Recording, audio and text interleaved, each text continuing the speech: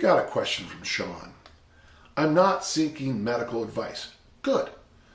But I would like some strength advice. I'm 33 years old, 5'8", 160 pounds, and I've been very active, athletic, and worked blue-collar jobs my whole life. I went through a very standard orthoscopic knee surgery about 4 years ago and never recovered functionally, mainly due to me returning things too early. Sean, you gotta follow those baby steps. But okay, we're here we're at, so let's go for it. And had some severe quad atrophy after the fact. That is the issue. Total hip replacements, total knees, total shoulders. You really lose some. You lose muscle. You lose size. You lose. It's like you got to really re-talk to everything again. That's why I'm such a big fan of prowlers after a total hip replacement, because you're practicing your gait and you're loading it up at the same time, so it's a win-win. Enough on that. It seems intuitive that the barbell back squat would be a staple to my routine. I wouldn't agree with that. And do them twice a week. I also do some kettlebell work, including goblet squats, and try to surround my back squat days with other moves from easy strength. I know it sounds like I'm chasing too many rabbits. Yes, it does. And I probably am, but that's just why I'm reaching out. My question is my emphasis on the barbell back squat justified? I know you are a big fan of the deadlift and have stated that the squat can have diminishing returns on performance. What would you do differently? Embarrassingly, my current best in the back squat is less than my body weight, as is my deadlift. Well, Sean, I mean, right there is the answer for you. Let's get some big loads there on the deadlift. I want you to move up to the rack deadlift first. That's what I want you to put, if you can. I mean, if you have the equipment for it. Get the barbell about 1 inch above the knee and just practice getting from strength there. I want you to kind of monitor how that impacts your knee. I have never had an issue personally with my knees on rack deadlifts or even deadlifts, but you know, we're kind of digging ourselves out of a hole here.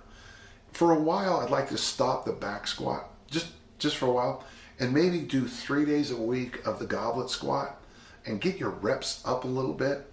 And what I'm thinking of is maybe we need to do some actual rehab with you. If you can, go buy, they're $1.50, those mini bands.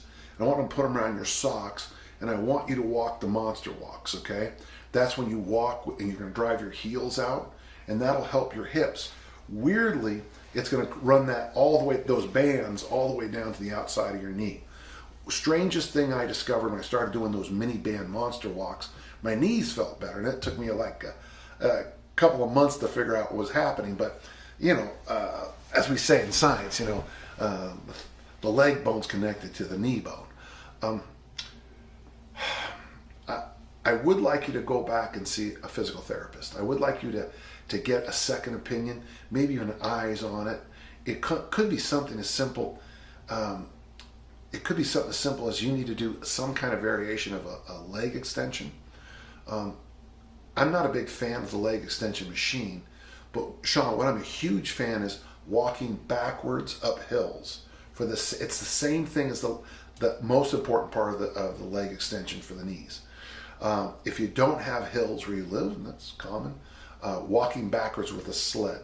If you want to make it harder, you wear a backpack with weights in it, or do like we do. We do farmer bars backwards.